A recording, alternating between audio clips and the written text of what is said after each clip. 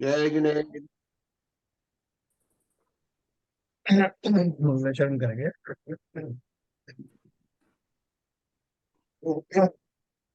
ओम नमः सिद्धेभ्यः जय श्री ओम नमः सिद्धेभ्यः जय श्री ओम नमः सिद्धेभ्यः।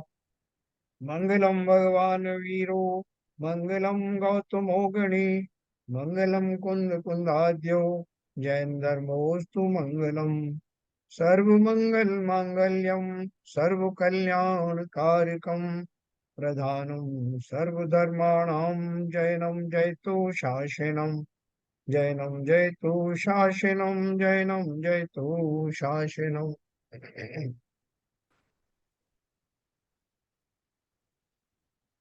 पंडित टोडरमल जी द्वारा रचित मोक्ष मार्ग प्रकाशक के चौथे अधिकार में हम प्रविष्ट हो गए हैं। तो चौथे अधिकार में अभी तक कहाँ तक पढ़ा है, कोई मुझे बताएं जरा कल तक।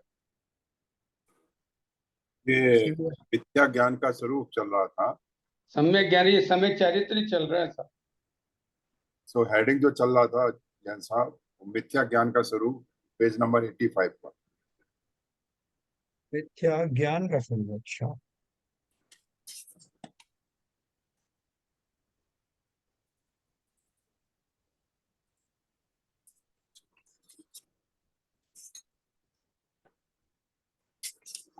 पहले मिथ्या दर्शन का स्वरूप हो गया है ना। हो गया। उसके बाद मिथ्या दर्शन की प्रवृत्ति, मिथ्या दर्शन की प्रवृत्ति हो गई क्या। आश्रम तत्व, बंध तत्व, ये सब हुआ क्या। ये हो गए हैं। अच्छा अच्छा।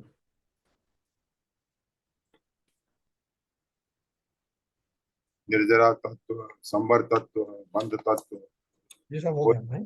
पुण्य पाप संबंधी यथार्थ सिद्धांत। और मिथ्या ज्ञान का स्वरूप चल रहा था।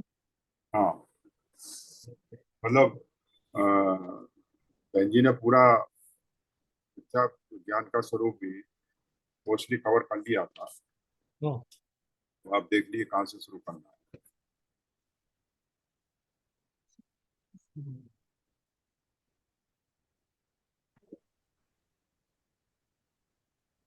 मैं थोड़ा सा आपको एक मिथ्या दर्शन की जो प्रवृत्ति है, पेज हाँ नंबर 80, यहाँ से हाँ। थोड़ा शुरू करता हूँ। अच्छा।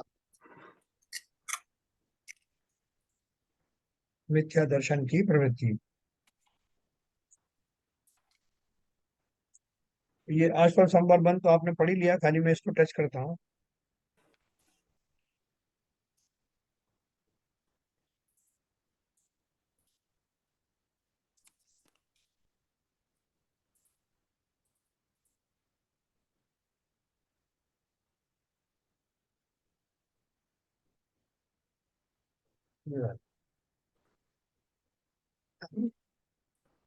क्योंकि ये सब हमारा चिर परिचित है, अपन सब जानते हैं।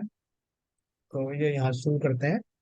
अब संसारी जीवों के मिथ्या दर्शन की प्रवृत्ति कैसे पाई जाती है सो कहते हैं। यहाँ वर्णन तो श्रद्धान का करना है, परंतु जानेगा तो श्रद्धान करेगा, इसलिए जानने की मुख्यता से वर्णन करते हैं।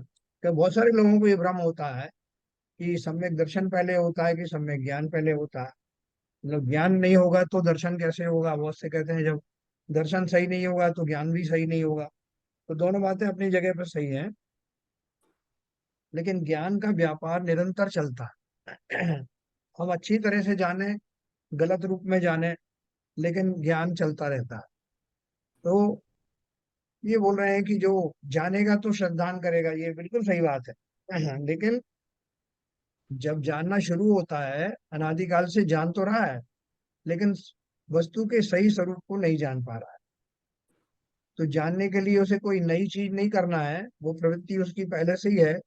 लेकिन जो भी जानना हो रहा है वो पदार्थों के बारे में भली प्रकार जानना नहीं हो रहा है, इसलिए उसको श्रद्धान भी उसका, चूंकि श्रद्धान सही नहीं है इसलिए भली प्रकार जानना नहीं हो रहा है। भली प्रकार जान नहीं रहा है इसलिए उसका दर्शन सुधर नहीं रहा, ये एक दूसरे से लिंक है। तो ये क्या बोल रहे हैं, जानेगा तो श्रद्धान करेगा, इसलिए जानने की मुख्यता से वर्णन करते हैं। जीव अजीव तत्व संबंधी अयथार्थ श्रद्धान, क्या है अयथार्थ श्रद्धान। अनादिकाल से जीव है, वह कर्म के निमित्त से अनेक पर्याय धारण करता है। वहां पूर्व पर्याय को छोड़ता है, नवीन पर्याय धारण करता है, तथा वह पर्याय एक तो स्वयं आत्मा और अनंत पुद्गल परमाणुमय शरीर, उनसे एक पिंड बंधान रूप है। देखो सभी जीवों की पर्याय, मनुष्यों की ही नहीं, कैकेंद्री से लेके पंचेंद्री तक के सभी जीवों के पर्याय में एक आत्मा है और उसके पास में एक शरीर है। छोटे से छोटे जीव का शरीर भी कैसा है? अनंत पुद्गल परमाणुओं का स्कंद है। छोटे से जीव का भी जो शरीर होगा उसमें अनंत परमाणु शामिल होते हैं शरीर बनने में, उनसे एक पिंड बंधान रूप है। तथा जीव को उस पर्याय में यह मैं हूं ऐसी अहम बुद्धि होती है ना। हर एक जीव का हर पर्याय में बाई डिफॉल्ट जिसमें जाता है उसको लगता है यही तो मैं हूं, ऐसी अहम बुद्धि होती है। तथा स्वयं जीव है, उसका स्वभाव तो ज्ञानादिक है और विभाव क्रोधादिक है। यानी मेरा स्वभाव क्या है? ज्ञान से भरा हुआ। जो मेरे जो नैसर्गिक गुण है, ज्ञान दर्शन वीर आदि, ये सब मेरे नैसर्गिक गुण है। और जो इसके विपरीत जो भाव है, क्रोध आदि हैं, वो सब इसके विपरीत भाव या विभाव भाव कहलाते हैं। क्षमा भाव मेरा स्वाभाविक भाव है, इसलिए उन्होंने कहा मतलब क्रोध भी भाव है, क्षमा जो है स्वाभाविक भाव है।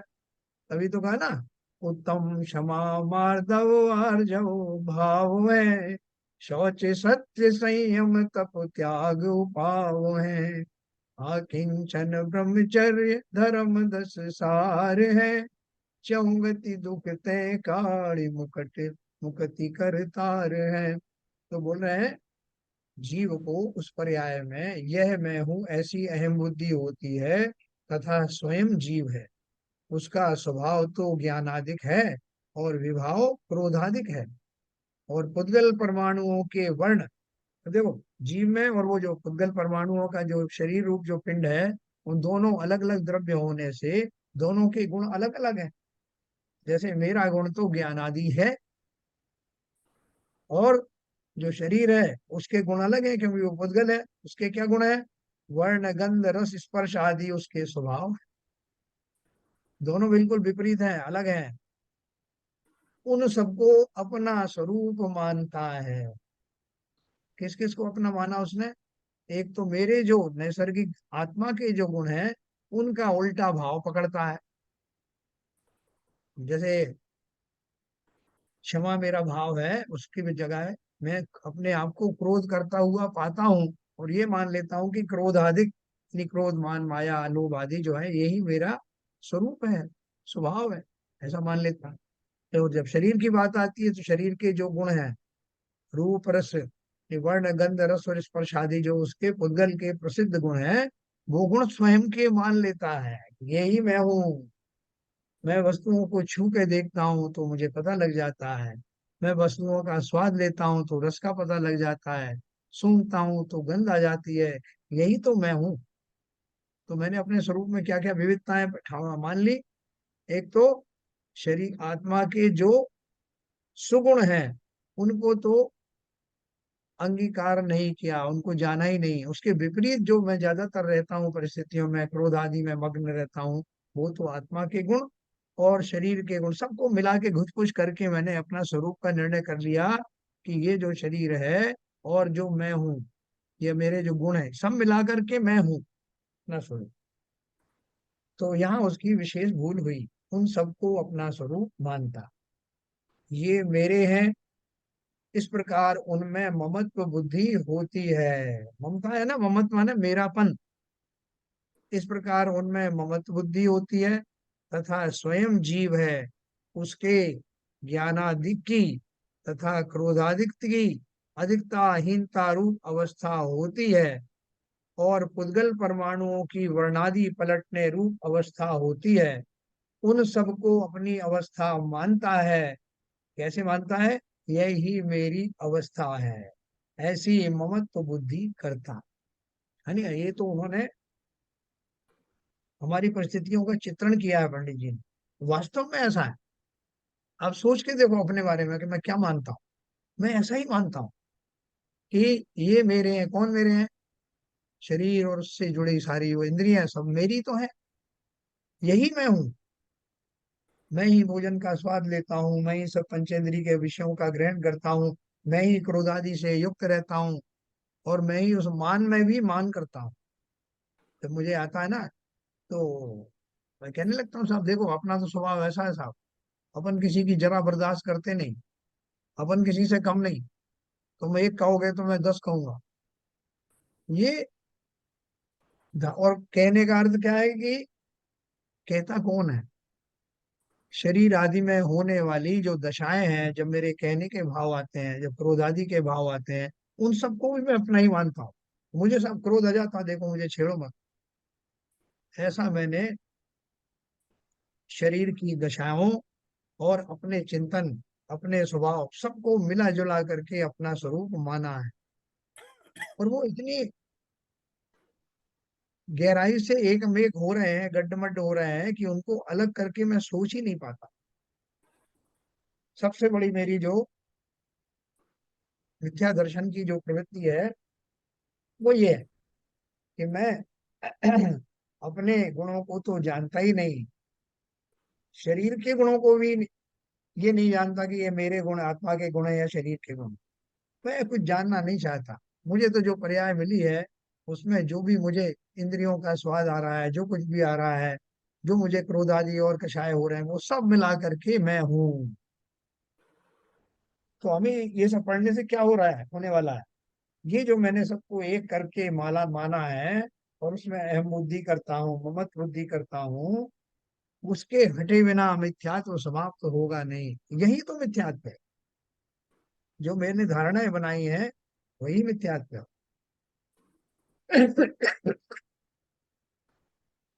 तो उद्गल परमाणुओं की वर्णादि पलटने रूप जो अवस्था होती है, एक बार क्या बात कही उन्होंने, ये मेरे हैं, इस प्रकार उनमें ममत बुद्धि होती है, तथा स्वयं जीव है, उसके ज्ञान आदि की, ज्ञान मेरा कभी कम चलता है, कभी ज्यादा चलता है, सब पता नहीं क्या हो गया, अभी समझ में नहीं आ रहा।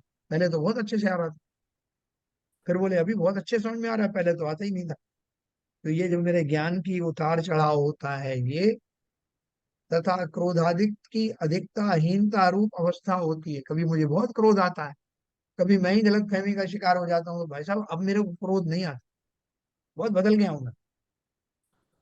तो क्यों बदल गए हो? क्योंकि बहुत दिन से परिस्थितियां अनुकूल बनी हुई थी, जैसा मैं चाहता था वैसी हो रही थी, कोई छेड़ने वाला ही नहीं था। लेकिन जब किसी ने छेड़ाछाड़ी शुरू की, तो मुझे उसी लेवल का क्रोध आया। तब मैंने जाना कि मैं बदला कहाँ हूँ, तो वहीं के वहीं खड़ा हूं। ये भी हम सबकी दशा होती है। तो लेकिन अब क्या बोल रहे हैं, ज्ञानादिक की तथा क्रोधादिक की अधिकताहीनता रूप अवस्था होती है, और पुद्गल परमाणुओं की वर्णादि पलटने रूप अवस्था होती है। शरीर जो है जवान होता है, बच्चा होता है, बड़ा होता है, जवान होता है, फिर उसके बाद बुढ़ापा आ जाता है। शरीर की त्वचा में झुर्रियां पड़ने लगती हैं, आंखों से कम दिखाई देने लगता है। तो ये सब जो जो पलटना हो रहा है, अवस्था किसका हो रहा है? शरीर के पद्गल परमाणुओं की। अब मैं क्या करता हूँ, ये सारी चीजें मिला जुला कर आत्मा के गुणों में आने वाला पलटन, और शरीर आदि के आने वाला जो पलटन, मेरे गुणों में जो विभाव परिणाम आ रहे हैं उनका पलटना, ये सब मिला करके एक मेक गड्ढमड्ढ हो गया। मैं उनको अलग कर ही नहीं पाता, इसमें से कौन सा आत्मा का, कौन सा शरीर का है, कौन सा स्वभाव भाव है, कौन सा विभाव भाव है। यह मेरी अवस्था है, ऐसी ममत्व बुद्धि करता। हम सब इतनी गहराई से धसे हुए हैं, इस बारे में हमारे विचार भी नहीं आता कि इसमें से कौन सा मैं हूं। तथा जीव और शरीर के निमित्त नैमित्तिक संबंध हैं। इसलिए जो क्रिया होती है उसे अपनी मानता है ना। निमित्त नैमित्तिक संबंध कैसे हैं, अभी आगे भी बताएंगे। अपना दर्शन ज्ञान स्वभाव है, उसकी प्रवृत्ति को निमित्त मात्र शरीर के अंग रूप स्पर्शन आदि द्रव्य इंद्रियां हैं। यह उन्हें एक मानकर ऐसा मानता है कि हाथ आदि से मैंने स्पर्श किया, जीभ से स्वाद लिया, नासिका से सूंघा, नेत्र से देखा, कानों से सुना। है ना? वो ये बता रहे हैं कि जो मुझे शरीर मिला है, उस शरीर को मैं कैसा कैसा मानता हूँ। पहले तो मैं ये मानता ही नहीं कि मेरा शरीर मैं ही हूँ। ये मेरा की क्या बात। जब मैं कहता हूँ मैंने सूंघा, मैं ये थोड़ी कहता हूँ मेरी नाक ने सूंघा, मेरे कान ने सुना, मैंने सुना। अरे इतनी गहराई तक मेरा ये ममत्व परिणाम है इंद्रियों के प्रति। है ना? जब अपन कोई ज्वाइंट कोई डिक्लेरेशन देते हैं ना, तो हम करके बोलते हैं हमारा ऐसा विचार है भाई साहब। हमारा का क्या मतलब? बोले मेरा मतलब हमारा, मेरा और मेरी पत्नी का। हम एक ही तो है ना दोनों, इसलिए हमारा। यहाँ मैं अपने पूरे शरीर को अपना स्वरूप मानकर इस भाषा का प्रयोग करता हूँ। भाई साहब मुझे सुनाई नहीं दे रहा, जरा जोर से बोलिए। पता नहीं क्यों मुझे स्वाद नहीं आ रहा। आप देखो भाषा में, ये कहाँ से है? ये भाषा किसने सिखाया?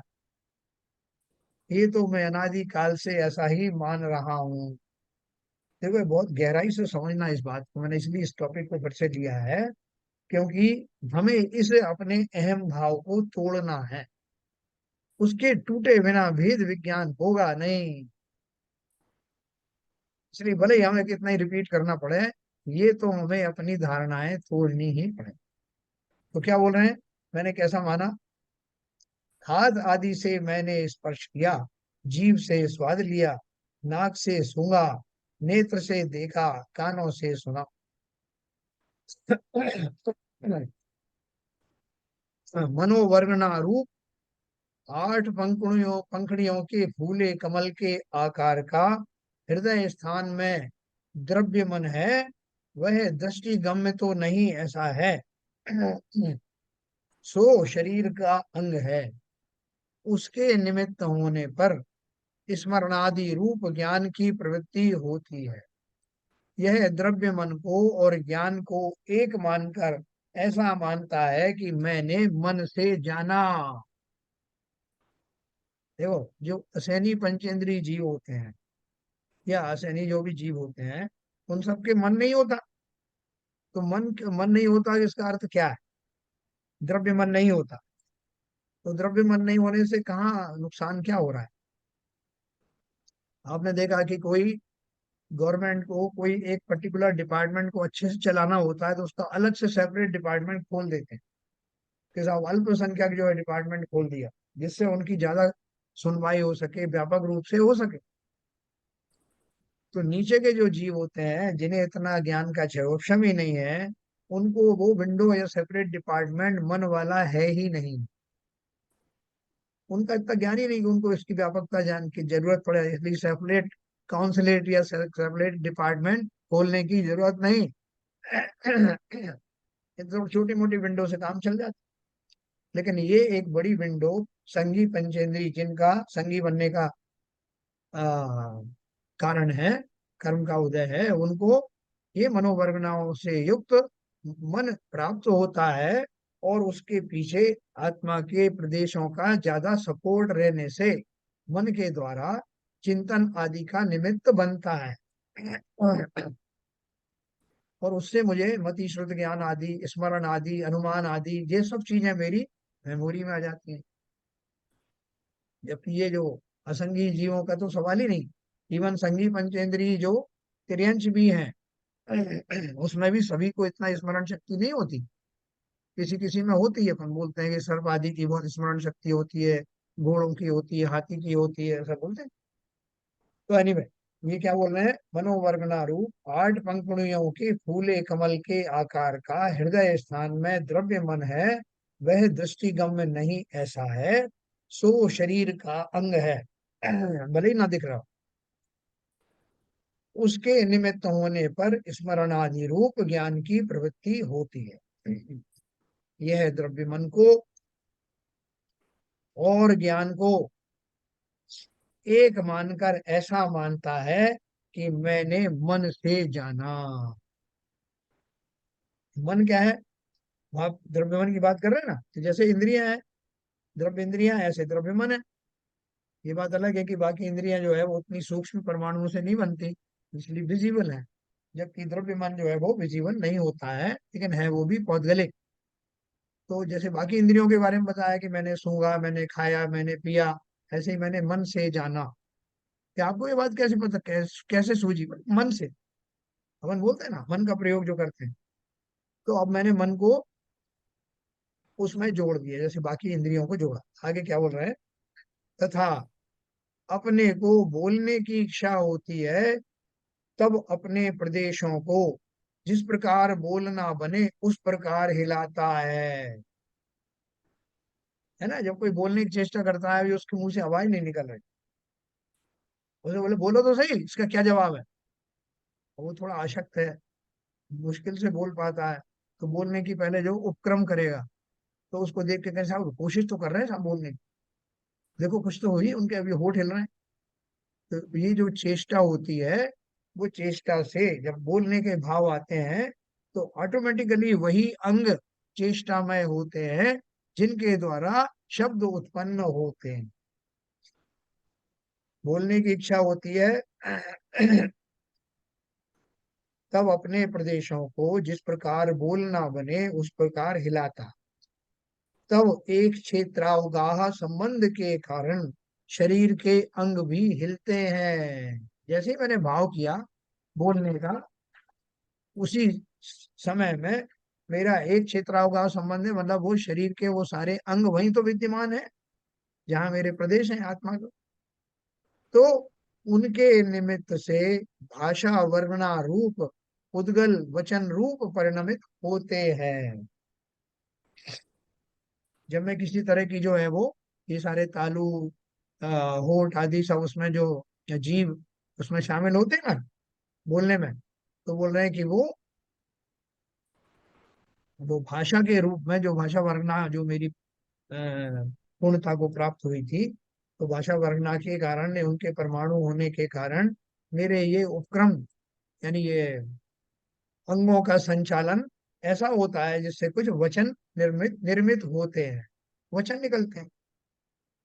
यह सबको एक मानकर ऐसा मानता है कि मैं बोलता हूं। भाई साहब देखो, कोई बोलेगा नहीं, जब तक मैं बोलूंगा कोई नहीं बोलेगा, मुझे बोलने दो, सबसे पहले मैं बोलूंगा, मेरी बात पहले सुनी जाएगी। ये सब क्या है? कौन बोल रहा है? लेकिन आपको नहीं मालूम मैं बोल रहा हूँ? मैं का मतलब, अरे मैं का मतलब नहीं जानते आप? मैं का मतलब जो सामने मैं खड़ा हूं ना, ये हूं मैं। हमारी हर एक प्रक्रिया में शरीर के ऊपर मेरा अधिकार, शरीर ही मैं हूं, ये झलकता है। एक क्षण भी मुझे सोचने की जरूरत नहीं पड़ती कि मैं अटक जाऊं। आपने बोला कि आप मैं का मतलब क्या है, तो मैं कुछ सोचने लगूं। क्यों सोचूं? ये इतना बड़ा शरीर नहीं दिख रहा है आपको क्या? यही मैं हूं, ऐसा।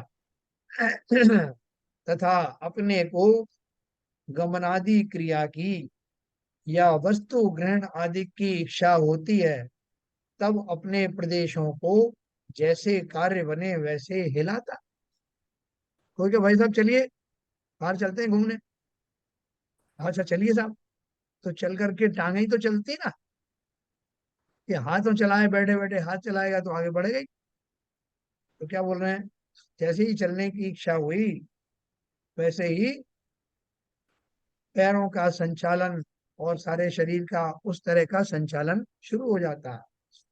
वस्तु ग्रहण आदि की इच्छा होती है, हाथ में पकड़ना है, लाओ भाई साहब देना सामने से, तो मेरा हाथ आगे बढ़ जाएगा कुछ लेने देने के लिए। वहां एक क्षेत्रावगाह के कारण शरीर के अंग हिलते हैं, तब वह कार्य बनता है, अथवा अपनी इच्छा के बिना शरीर हिलता है।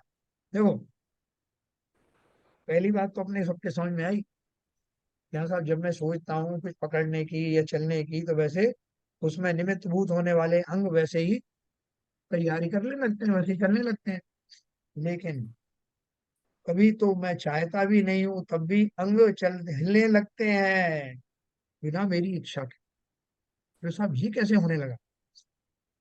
अथवा अपनी इच्छा के बिना शरीर हिलता है, तब अपने प्रदेश भी हिलते हैं। यह सबको, मतलब यहाँ उल्टा हो गया। पहले तो हो रहा था मैं जैसा मेरे प्रदेशों में जिस तरह के भाव आते हैं संचालन आदि के, तब शरीर भी वैसा उसी तरह से कार्य करता हुआ दिखाई देता। यहाँ उल्टा हो गया कि मैं नहीं, मेरे कोई इच्छा नहीं है कहीं चलने की, लेकिन शरीर के अंग अपने आप चल रहे हैं। जैसे वो पार्किंसन डिजीज होती ना, हाथ पैर हिलने लग गए या गर्दन हिलने हो गई लगी बुढ़ापे में अपने आप, हाँ नाम है चलने लगी ऐसे ऐसे, तब मैं चाहता थोड़ी हूँ। तो मगर एक क्षेत्र होगा संबंध के कारण से जब वो हिलती है तो आत्मा के प्रदेशों को भी वैसा ही हिलना पड़ता है। मगर यह सबको एक मानकर ऐसा मानता है कि मैं गमनादि कार्य करता हूँ, मैं वस्तु का ग्रहण करता हूँ अथवा मैंने किया है इत्यादि रूप मानता है। तथा जीव के कषाय भाव हों तब शरीर की चेष्टा उसके अनुसार हो जाती है। देखो, ये सब हमने देखा हुआ है, अपन सब देखते हैं, लेकिन आज जो खुल करके जो चर्चा हो रही है, ये हमारे, जैसे कहते हैं हमको किसी ने आईना दिखा दिया कि मैं क्या करता हूँ, मेरी सारी क्रियाओं से मुझे ही ज्ञान दिलाया कि क्या क्या परिस्थितियां मेरे सामने होती है और तब मैं क्या सोचता हूँ। जीव के कषाय भाव हों तब शरीर की चेष्टा उसके अनुसार हो जाती है। जैसे क्रोधाधिक होने पर नेत्र लाल हो जाते हैं, हास्यादि होने पर मुखादि प्रफुल्लित हो जाते हैं, पुरुष वेदादि होने पर लिंग काठिन्यादि हो जाते हैं। यह सब एक मानकर ऐसा मानता है कि यह कार्य सब मैं करता हूँ। ऑटोमेटिकली ऐसा होने लगा शरीर में। यह सब एक मानकर ऐसा मानता है कि यह कार्य सब मैं करता हूँ। तथा शरीर में शीत उष्ण क्षुधा तृषा रोग इत्यादि अवस्थाएं होती हैं, उनके निमित्त से मोह भाव द्वारा स्वयं सुख दुख मानता है। इन सबको एक जानकर शीतादिक तथा सुख दुख अपने को ही हुए मानता है। जो है शरीर अपना, सर्दी पड़ी अपन ठिठुरने लग गए, बहुत जोर से हाथ पैर हिलने लगे, लोगों ने कहा भाई साहब इतने कांप क्यों रहे हो? बोले साहब मैं क्या कांप रहा हूँ, मैं कोई जानबूझ के कांप रहा हूँ क्या, मैंने अपने शरीर को कपाया क्या? अब ठंडी इतनी पड़ रही है तो मैं कांपने लगा। तो ठंड आदि जो बाहरी संयोग हैं, उनके निमित्त से शरीर की ऐसी दशा हुई कि उसमें इस तरह के हलन चलन के भाव उत्पन्न हो गए, क्रियाएं उत्पन्न हो गई, और उनके पीछे बैठा हुआ मैं उनकी उस तरह की हिलने वाली स्टाइल से समझ गया कि सर्दी पड़ रही है, गर्मी बहुत तेज है। तो आपको कैसे मालूम? अरे मुझे नहीं मालूम तो किसे मालूम होगा? गर्मी में मेरा पूरा शरीर तप रहा है और आप बोल रहे हैं आपको कैसे मालूम? मैं पूरा गर्म हो गया हूँ। तो मैं गर्म हो गया हूँ? बोले हाँ, मैं मतलब ये शरीर ही तो मैं हूँ। ऐसा हमारी तीव्र धारणा है, उसके लिए हमें सोचना नहीं पड़ता। पूरा तंत्र एक जैसा, निज शरीर से लेकर के आत्मा के प्रदेशों तक को एक मेघ मानता हूँ। और जो कुछ भी शरीर की दशाएं होती हैं, उनको अच्छा या बुरे की कल्पना भी मैं अपने ज्ञान में करता हूँ। मुनियों को होता है कि नहीं ऐसा? मुनियों को भी शरीर के उपस्थिति में संवेदनाएं तो वैसी ही होती हैं, बस फर्क क्या है कि वो उसे अपनी नहीं मानते। जैसे मेरा पड़ोसी आया कांपते हुए छींकता हुआ, कहीं से भीगता हुआ आया, तो ऐसा थोड़ी कि उसको देख करके मैं भी छींकने लगूं और मैं भी कांपने लगूं। लेकिन मैं ये जानता जरूर हूँ कि इसकी दशा ये कैसी हो गई, कहाँ से भीग के आया, ये कैसा कांप रहा है, इसको ठंड लग रही है। पड़ोसी है ना, जानता तो हूं मैं, लेकिन स्वयं उससे प्रभावित थोड़ी होता हूँ।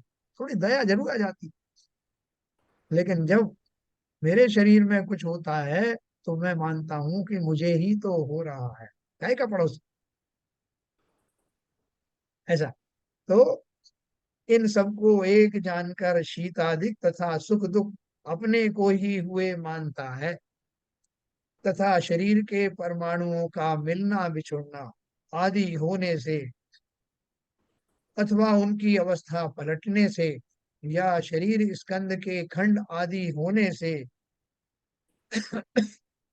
स्थूल कृशादिक, बाल वृद्धादिक अथवा अंगहीनादिक होते हैं, और उसके अनुसार अपने प्रदेशों का संकोच विस्तार होता है। यह सबको एक मानकर मैं स्थूल हूँ, मैं कृष्ण हूँ, मैं बालक हूँ, मैं वृद्ध हूँ, मेरे इन अंगों का भंग हुआ है इत्यादि रूप मानता है? कोई अपन से कह देता है भाई साहब अब क्या हो रहा है, आप दिन पे दिन दुबले होते जा रहे हो। तो देखो, इसी दुबलेपन को अगर कोई जवानी में आपसे कहे कि आप दिन पे दिन दुबले होते जा रहे हैं, तो मैं बहुत परेशान हो जाता हूँ, घबरा जाता हूँ। क्या पता यार कैसे हो गया। पहली बात तो ये कि दुबला हो रहा हूँ ये किसी बीमारी का परिचायक है। दूसरा ये कि ये मैं बाहर से भी अच्छा नहीं दिखूंगा, मेरी पर्सनैलिटी। तो मैं चिंतित हो जाता हूँ, किंचित दुखी हो जाता हूँ, और वो शरीर का दुर्बलपना दूर करने के उपाय सोचने लगता हूँ।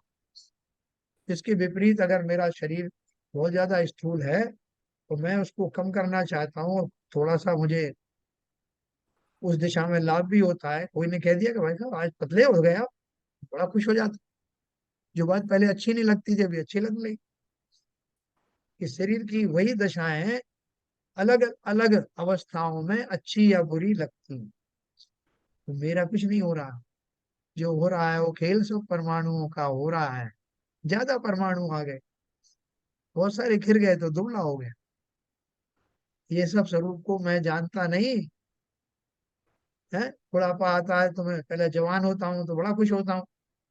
हमारे माता पिता घर वाले सब बहुत खुश है, नहीं लड़का जवान हो रहा है। फिर वही लड़का जब बुढ़ापा हो जाता है, तब अपने अंगों को देख देख करके चिंतित होता है। फिर तो दर्पण में भी देखता नहीं है, क्या देखूं दर्पण में, मुखड़ा क्या देखे दर्पण में। वैसा भी पिचका हुआ मुंह, झुर्रियों से भरा हुआ मेरा मुखमंडल से क्या देखूं। आपको किसी ने, जैसे आपके बाल भी चले गए तो किसी ने एक कंघा और एक आईना दोनों भेंट कर दिया। आप बोलोगे ये भैया ये निरर्थक है मेरे लिए, काहे के लिए लाए हुए मुझे, मेरी मजाक उड़ाने के लिए। मैं क्या देखूं अपना, और किस बात किन बालों में कंघी करूं जो है ही नहीं। इन अवस्थाओं से मैं मेरा अपना स्वरूप मानता हूँ कि यही मैं हूँ, क्या हो गया है मुझे। दिन पे दिन बुढ़ापा आता जा रहा है भाई साहब, क्या करूं। हाँ, तो बोल रहे हैं मैं कृष्ण हूँ, मैं बालक हूँ, मैं वृद्ध हूँ, मेरे इन अंगों का भंग हुआ है इत्यादि रूप मानता हूँ। भाई साहब बचपन में मेरी एक उंगली कट गई थी, मुझे वो घटना याद आती है, कैसे मशीन के अंदर चली गई थी। मैं तो सारी घटनाएं देख देख करके, अपने शरीर की अवस्थाएं देख करके सुखी दुखी होता रहता। तथा शरीर की अपेक्षा, है ना, गति कुलाधिक होते हैं। उन्हें अपना मानकर मैं मनुष्य हूँ, मैं त्रियंश हूँ, मैं क्षत्रिय हूँ, मैं वैश्य हूँ इत्यादि रूप मानता है। तथा शरीर का संयोग होने और छूटने की अपेक्षा जन्म मरण होता है, उसे अपना जन्म मरण मानकर मैं उत्पन्न हुआ, मैं मरूंगा ऐसा मानता है? अपना जन्म मरण हुआ। भाई साहब हैप्पी बर्थडे टू यू। बहुत खुश, सारे लोग ताली बजा रहे हैं, और अपन भी कह रहे हैं कि भाई साहब आपने मेरा जन्मदिन अच्छे से मनाया नहीं इस बार। बच्चों से कह रहे हैं पिछली बार बहुत अच्छे से मनाया था, बड़ा प्रफुल्लित हूं मैं। मालूम नहीं कि मैं मृत्यु के और नजदीक पहुंच गया। और मृत्यु भी किसकी होगी, समझदार तो ना तो पहला जन्मदिन में खुश है, ना दूसरे जन्मदिन में खुश है, ना मरण में का उसे चिंता है। शरीर की अवस्थाएं हो रही हैं, नैसर्गिक रूप से हो रही हैं।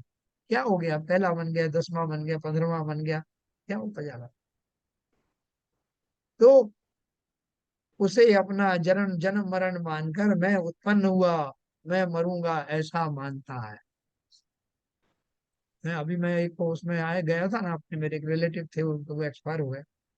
वो अच्छे खासे थे, तो मामूली गैस वैस कुछ बन रही थी, तो ठीक नहीं हो रही थी, तो उनको बच्चों ने कहा कि चलो आप भर्ती कर देते हैं ग्वालियर। भर्ती किया तो रात को उनको थोड़ी दवाई ववाई दी, थोड़ी स्थिति बिगड़ने लग गई, आईसीयू में थे। सवेरे होने होते होते उनकी हालत खराब होती गई, और उन्होंने हमारी बुआ जी से कहा कि मैं अब बचने वाला नहीं। कैसे मालूम, किसने बोला? और मैं का अर्थ क्या? अरे मैं का अर्थ मतलब मैं, अर्थात मेरा शरीर अब बिछुड़ने वाला है मुझसे, या मैं बिछुड़ने वाला हूँ शरीर से। ये दोनों में से क्या बात सही है? बताओ सीवी जन साहब। मरण को प्राप्त होता हूँ तो मैं शरीर से बिछड़ूंगा या शरीर मुझसे बिछड़े?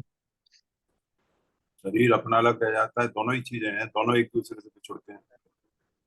है, शरीर तो वही पड़ा रहेगा, लेकिन मैं चला जाऊंगा अपने नए गंतव्य की ओर, उसी क्षण चला जाऊं।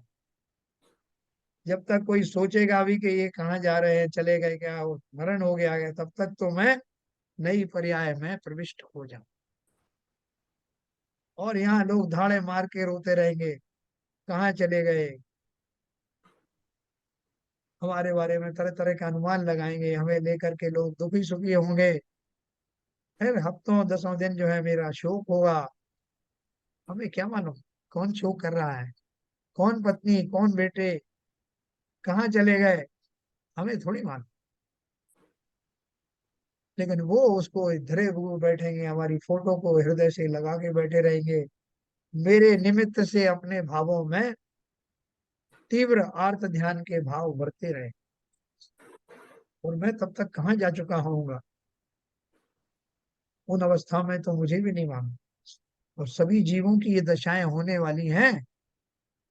उद्गल परमाणुओं से निर्मित ये देह का स्कंद यहीं पड़ा रहेगा, और मैं नई पर्याय में खोजने की जरूरत भी नहीं, पहले से सुनिश्चित है, वहां अपने गंतव्य पर पहुंच जाऊंगा।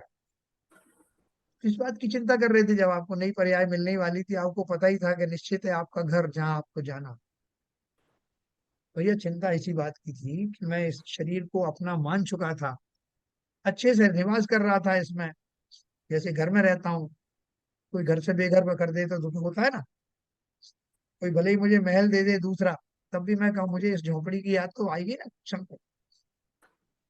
ऐसे ही मेरा भले ही शरीर सड़ गया हो, गल गया हो, कैसा भी रोगों से ग्रसित हो गया हो, लेकिन तीव्र मोह के कारण मैं इस शरीर को छोड़ना नहीं चाहता। यही मेरे दुख का कारण था, यही दुख का कारण हर पर्याय में होता है। इसी को मैं मरण कहता हूँ। और मरण हो गया तो फिर नवीन जन्म लेना पड़ता है, जो मैं वास्तव में, मुझे चॉइस दी जाए तो नहीं लेना चाहता। यही शरीर चलाओ ना साहब, 1000 15 साल या अनंत वर्षों तक, लेकिन प्रकृति के नियम अलग हैं। उद्गलों का संयोग भी उतने ही समय तक रहता है। तो इसलिए उसे बोल रहे हैं, शरीर का संयोग होने और छूटने की अपेक्षा जन्म मरण होता है। उसे अपना जन्म मरण मानकर मैं उत्पन्न हुआ, मैं मरूंगा ऐसा मानता। देखो सबसे बड़ा जीव का जो है त्रासदी ये है, जिस जीव को भेद विज्ञान हो गया हो, वो उस शरीर के मिलने बिछुड़ने का सुख और दुख मानेगा क्या, दुखी सुखी होगा क्या? जब तक मुझे ये सब होता रहेगा, बिल्कुल निश्चित है कि मुझे भेद विज्ञान नहीं हुआ। किसी और को सर्टिफिकेट देने की जरूरत नहीं, रोज अपना सर्टिफिकेट खुद ही निकालना कि आज मेरी ये जो भ्रांति थी और पुष्ट हुई क्या। ज्यो ज्यो मेरी आयु घटती जा रही है, मेरा मोह शरीर के प्रति, नाते रिश्तेदारों के प्रति, धन आदि के प्रति बढ़ रहा है कि कम हो रहा, तथा शरीर ही की अपेक्षा अन्य वस्तुओं से नाता मानता, जिनके द्वारा शरीर की उत्पत्ति हुई उन्हें अपने माता पिता मानता, जो शरीर को रमण कराए उसे अपनी रमणी मानता है, जो शरीर से उत्पन्न हुआ उसे अपना पुत्र मानता है, जो शरीर को उपकारी हो उसे मित्र मानता है। बोलते हैं भाई साहब बुढ़ापे में सबसे बड़ी निधि है मित्रों की लाइन। मैं तो भाई साहब यही मानता हूँ, जिसके जीवन में मित्र आ गए उसको सर्वस्व मिल गया। और खास तौर से बुढ़ापे में और क्या चाहिए, मित्रों की टोली हो, गपशप लगाएं, पुरानी बातें याद करें और मस्त हो जाएं, क्या आनंद आता है आपको सब जगह। ये फिलॉसफी आजकल सुनने को मिली कि जिसको जितने मित्र मिल गए इस उम्र में, वो सब कुछ मिल गया। व्यवहार दृष्टि से वो कहना ठीक है, लेकिन किसके हैं मित्र? हैं? जहां देह अपनी नहीं तहां ना अपना को। ये फिलॉसफी अंदर रखना। भले ही ऊपर ऊपर से आप मिलते जुलते रहो, तब अगर नहीं भी कोई मिलेगा तो आप दुखी नहीं हो। भाई साहब कहाँ जाए, किससे बात करें, कोई दोस्त है ना, कुछ है ना, शरीर साथ देता नहीं, क्या जा जा आ सकते नहीं, किसके लिए किलप रहे हो ये सब? अपने अंदर में इतनी सामग्री भरी हुई है, इतने चिंतन से युक्त मेरा ये पर्याय है, जिसमें मैं जो चाहूं स्काई इज द लिमिट, वहां तक का चिंतन कर सकता हूँ। और वर्तमान में तो मैं सब तरह से योग्य हूँ, इस पर्याय में सब तरह का चिंतन, स्वाध्याय आदि सब कुछ कर सकता हूँ। जो जो नए नए गैजेट चले हैं आजकल, आप वो देखो।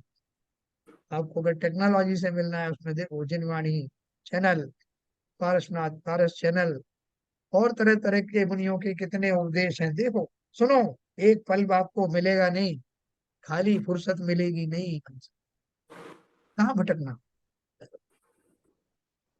तो यहाँ बोल रहे हैं कि जो शरीर को उपकारी है उसे मित्र मानता है, और जो शरीर का बुरा करे उसे शत्रु मानता है, इत्यादि के रूप मान्यता होती है। अपन पूजन में पढ़ते हैं और उनके मुनियों के बारे में पढ़ते हैं कि उनको शमशान हो या महल हो, सब में एक जैसे भाव आते हैं, और हमें पढ़ करके बस अपना कर्तव्य पूरा हुआ मान लेते हैं। लेकिन कैसे वो मान पाते हैं, ऐसा हमें क्वेश्चन नहीं आता, कैसे मान लेते हैं?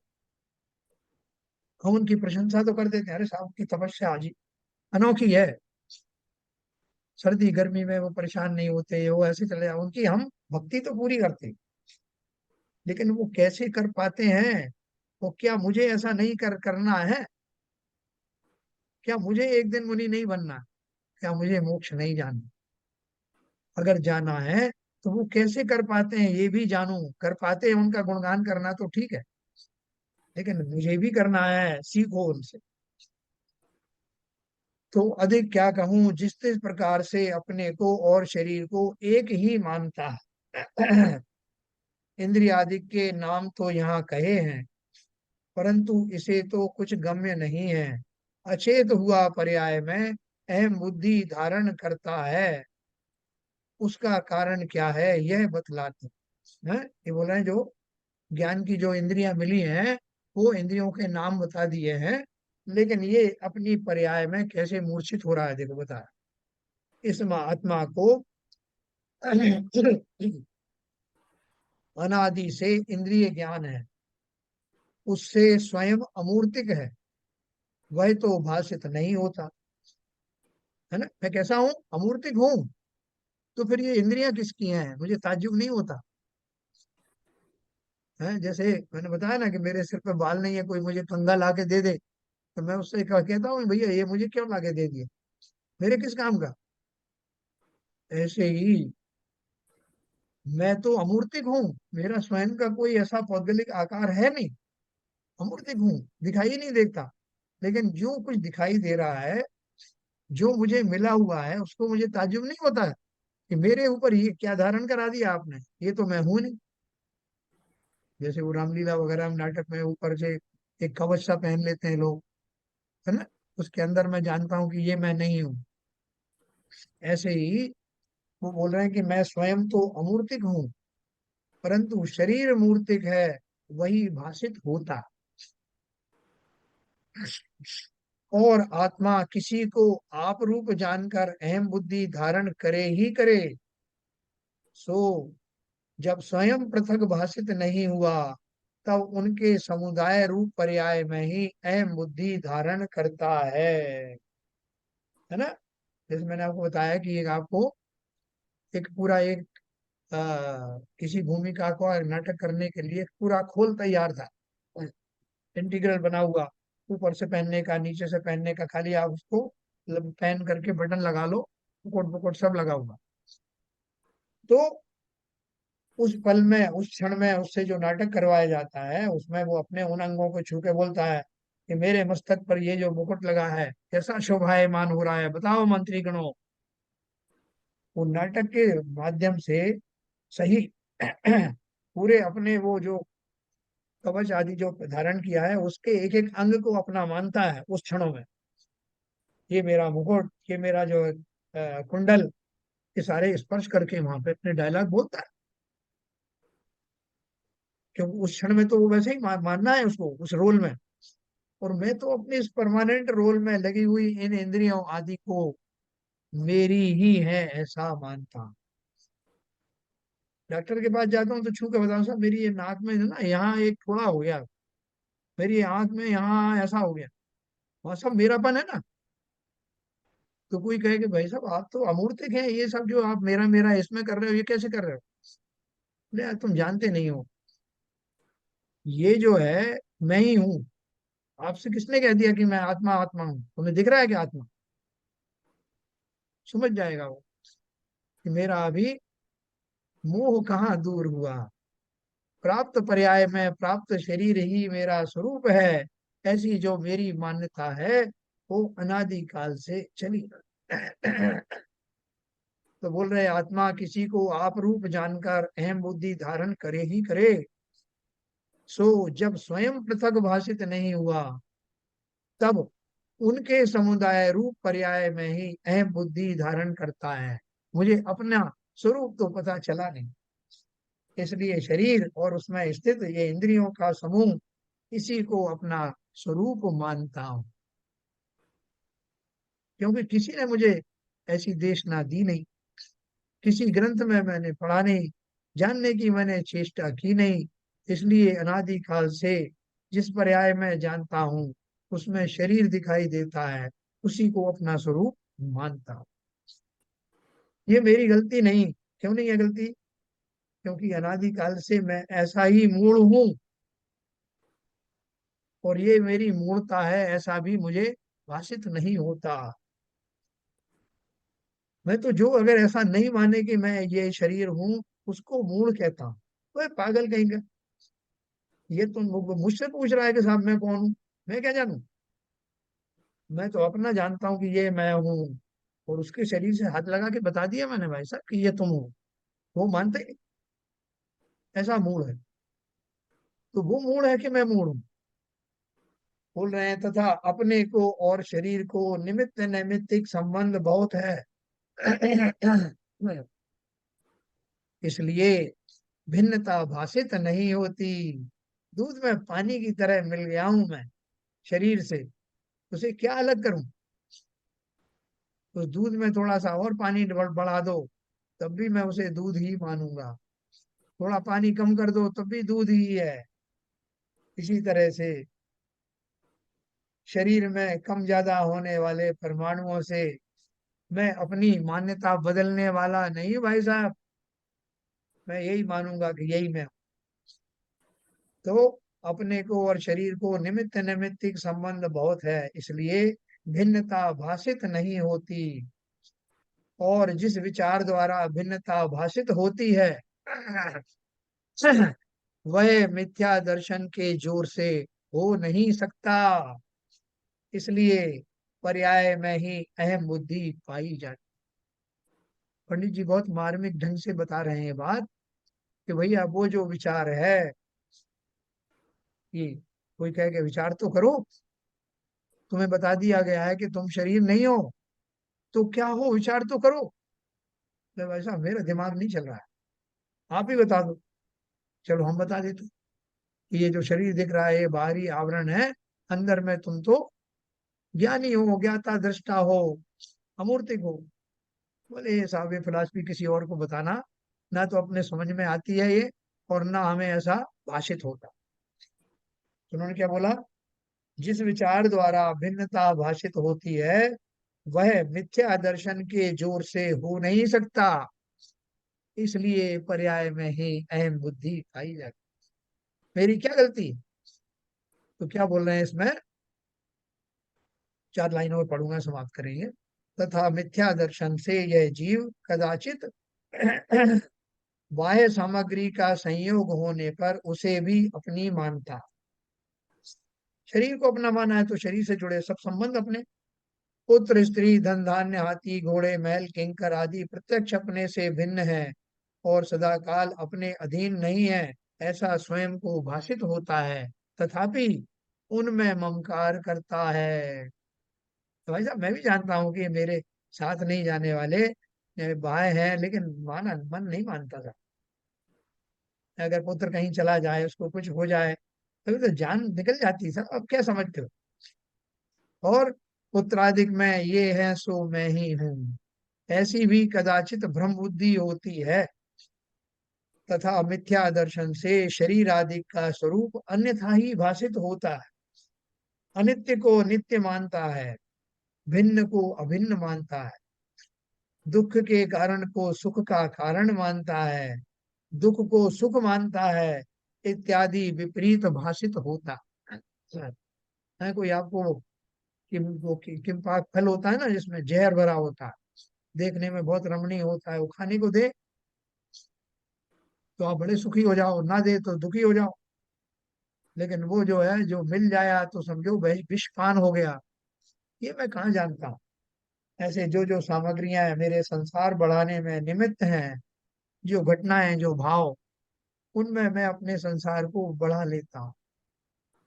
और जो वास्तव में शरीर से, जो इन संबंधों से दूर करने के जो भाव हैं, वो मेरे आते ही नहीं, क्योंकि उन्हें मैं अनुकूल मानता ही नहीं। ऐसे भाव या तो आते ही नहीं है, और आते भी हैं तो मैं उनको इग्नोर कर देता। भिन्न को अभिन्न मानता हूँ, दुख के कारण को सुख का कारण मानता हूँ, दुख को सुख मानता हूँ, इत्यादि विपरीत भाषित होता है। इस प्रकार जीव अजीव तत्वों का अयथार्थ ज्ञान होने पर अयथार्थ श्रद्धान होता। इस प्रकार हमने थोड़ा सा पहले आप लोगों ने पढ़ा होगा, बहन जी ने आपको बहुत अच्छे से पढ़ाया। थोड़ा मैं अपना भी रिवीजन करना चाहता था, जुबाने से हो सकता है आपका भी हुआ होगा। तो डिस्कशन से थोड़ा और कुछ क्लैरिटी बढ़ी क्या? वो तो पहले क्या लगी? जितनी बार हम्म। पढ़ोगे उतनी क्लैरिटी बढ़ती जाएगी। हाँ, जितनी बार पढ़ोगे, बिल्कुल सही बात। तो कल अपन उसके आगे से पढ़ेंगे जो आपने पढ़ चुके हैं, अश्वबंध संवर आदि आगे अपन पढ़ेंगे। लेकिन ये जो मिथ्या दर्शन है, मुख्य रूप से ये यही रिस्पॉन्सिबल है हर चीज के लिए। वेद विज्ञान नहीं होने देता, लेकिन ये बार बार अपने सुनने में आने से अवश्य ही हमारा मन बदलता है। क्या हरभजन साहब कुछ बदलता है क्या? क्यों नहीं, बदलता तो है ही सर। लेकिन ये बदलाव जो है कुछ समय के लिए होता है, कुछ मिस कहिए कि घंटों के लिए, दिन के लिए, महीनों के लिए, साल के लिए हो जाता है, फिर से वापस उसी ट्रैक पर आ जाता है। मतलब इंडिया में रह के ज्यादा होता है कि बाहर जाके ज्यादा होता प्रभु आप तो कहीं का कहीं ले है? कोई क्षेत्र का भी प्रभाव पड़ता है ना। नहीं, क्षेत्र का नहीं असर पड़ता है सर, क्षेत्र का बहुत हाँ, असर पड़ता यही है। बोल रहा हूँ। क्षेत्र इसमें जो है आपको आपके विचारों को सीमेंट करने में बहुत काम होता है। यही आप तीर्थ क्षेत्र में जाके बात करेंगे तो अलग ही विषय हो जाता है। बिल्कुल बिल्कुल बिल्कुल। देखो ठीक है। इसलिए मैं कह रहा हूँ। देखिए, अगर आप यही चीज अगर किसी सिद्ध क्षेत्र में जाके अगर करेंगे तो वहाँ तो, भाव अलग ही होंगे। बिल्कुल, इसका बहुत असर पड़ता है। और कई बार देखो इसका उल्टा भी होता है। जैसे यहाँ आपको सब मंदिर वगैरह जाने की सुविधा है, डेली जाओ कभी भी चले जाओ। जब मैं ऐसी जगह चला जाता हूँ जहाँ इतने साधन नहीं होते, तब मुझे याद आता है, यार काश मैं वहीं होता। यहाँ दूर रह करके मुझे वो संबंध वो नहीं मिल रहा है, संबल धर्म का नहीं मिल रहा है। तो धर्म के प्रति रुचि उससे थोड़ी दूरी होने के कारण और प्रवृत्त बढ़ जा होती है, बलवती होने प्रबल, लगती यस, है। बिल्कुल सही कह रहे हैं आप। बलवती होने लगती है उससे।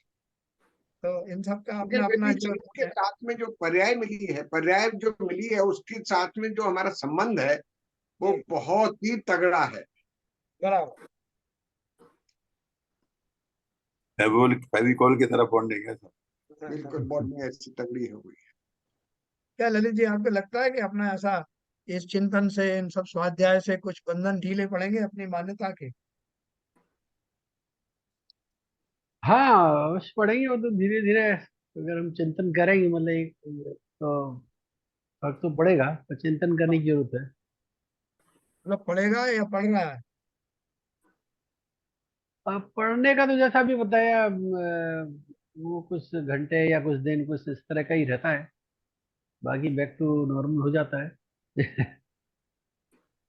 अभी जो परमानेंट चेंज है वो आना है, तभी बात है ना। बहुत बढ़िया, बहुत बढ़िया। शैलन जी बताओ, परमानेंट चेंज आएगा क्या?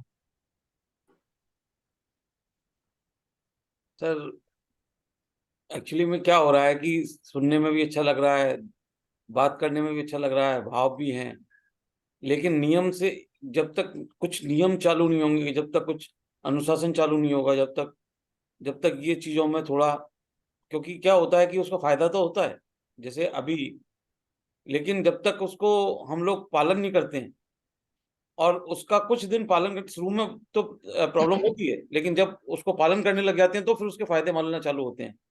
तो अभी वो जो एक झुंझारूपन चल रहा है कि इसको पालन कब से स्टार्ट करें, अभी करें बाद में करें, बहुत सारे संशय मन में बने हुए हैं, क्योंकि और इस चीज में परिस्थितियां भी हैं, बहुत सारी चीजें परिस्थितियां ऐसी होती हैं कि भाई अभी आप गृहस्थ जीवन में हो, आपके बहुत सारी चीजें सेटल होनी है, कैसे करना है क्या करना है, तो कई सारी बातें हैं, लेकिन हलन चलन तो चालू है, ये मैं कह सकता हूँ। मैं देखो एक चीज और कहना चाहता था, सॉरी सर, मैं आप कुछ और कह रहे थे, लेकिन मैं एक चीज इन्होंने जो कहा कि मुझे ऐसा लगता है कि ये काम और कर लूं तो शायद आगे मैं फ्री हो जाऊंगा।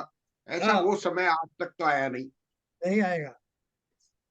क्योंकि बिल्कुल। हमारी समस्याएं, संसार इतना बड़ा उलझा रखा है हमने, बहुत उलझा हुआ संसार कर रखा है।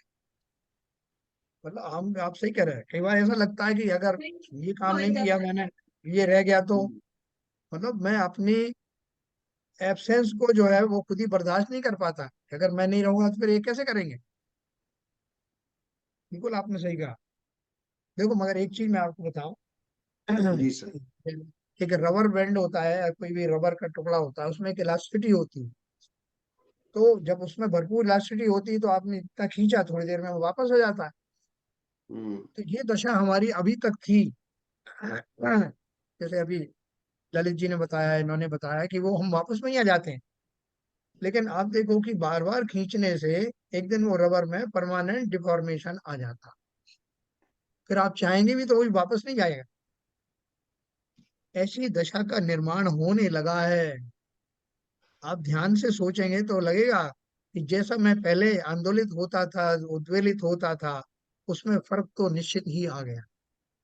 बिल्कुल। अब वैसा करंट नहीं आता, उस तरह के भाव नहीं आते, छोटी छोटी बात पे मरने मिटने के भाव नहीं आते। तो बदलाव तो जरूर आया है, वो इलास्टिसिटी कम तो हुई, और अवश्य ही उसमें ये आपको लाभ दिखाई देने लगे। भले ही स्लो हो रहा होगा, लेकिन इफेक्ट तो है।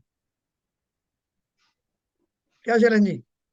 नहीं, निश्चित रूप से वो चीज को तो हम वो तो रियलाइजेशन हो चुका है, हाँ, वो तो अचीव हो गया है, क्योंकि 90% हम लोग कंट्रोल कर लेते हैं अपने भावों को, 10% नहीं होता है, लेकिन थोड़ी देर में वो भी भाव अपने सामान्य हो जाते हैं हमको, क्योंकि ये तो बहुत क्लियर है कि जो जो भी हो रहा है वो उसके रीजन हम ही है, कोई दूसरा नहीं है, ये तो बात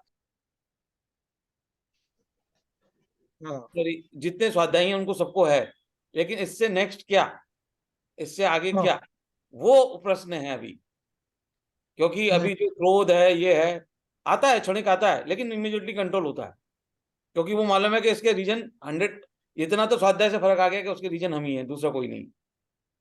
क्या बाबू जी आपको तो फर्क पड़ा है ना कुछ?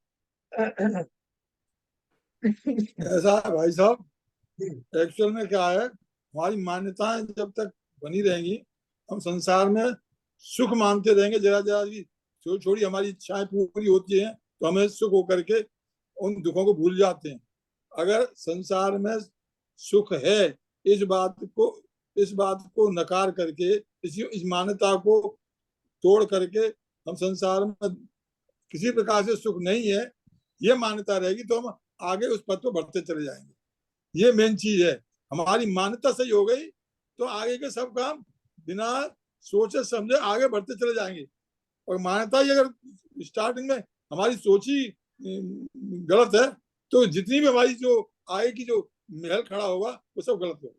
मेरा विचार नहीं, ऐसा मानना। मगर मान्यता में कुछ सुधार आ रहा है क्या? अपना प्रश्न ये है। ये तो स्वाभाविक है, ये स्वाभाविक है। दशरथी आवत जहां से सिर पर व्रत निशान। अरे भाई हम रोज स्वाध्याय कर रहे हैं, 10-15 साल से स्वाध्याय कर रहे हैं, सब कुछ बता रहे हैं, बार बार उसी चीज को कह रहे हैं, तो नेचुरली बात है संसार में इतना तो आदमी इतना बेशरम तो हो ही नहीं सकता। देखो नीरजा जी ने काफी कुछ अचीव किया है, वो बता रही है। नीरजा जी ने बहुत अभ्यास किया है सबका। नहीं, ऐसी कोई भी बात नहीं है। बस हाँ। मैं भी सुन ही रही हूँ और कोशिश कर रही हूँ, लेकिन हो कुछ नहीं रहा है। नहीं नहीं, ऐसा नहीं है। देखो जो इतना सहज में ही कह रहा है कुछ हो नहीं पा रहा है, इसका मतलब उनका टारगेट बहुत ज्यादा है। टारगेट तो सभी स्वाध्यायियों का है, हाँ, लेकिन वो मिलना तो चाहिए। मैं वही कह रहा हूँ कि देखो एकांत में बैठ कर के रिव्यू करना अपने स्वभाव को, कि इन्हीं घटनाओं इन्हीं परिस्थितियों में मैं पहले कितना आंदोलित होता था और क्या उसमें कुछ फर्क पड़ा है क्या? जी आपको बड़ा सुखद आश्चर्य होगा कि अवश्य ही फर्क पड़ा है। जी, थोड़ा और चेंज तो है। उससे अपन उत्साहित हो जाते हैं ना, कोई कहता है कि हाँ आपका वेट कम हो रहा है, एक जिसका बढ़ा हुआ वेट होता है तो अपन खुश हो जी जाते हैं और दुगने उमंग के साथ लग जाते हैं, है ना? तो उसी प्रकार से नहीं, अवश्य ही फायदा हो रहा है। और भले ही स्लो होगा लेकिन ये परमानेंट परिवर्तन होगा, जी जो पर्याय दर पर्याय आगे भी कैरी फॉरवर्ड होगा। जी जी। चलिए समय हो गया। जिनवाणी स्तुति।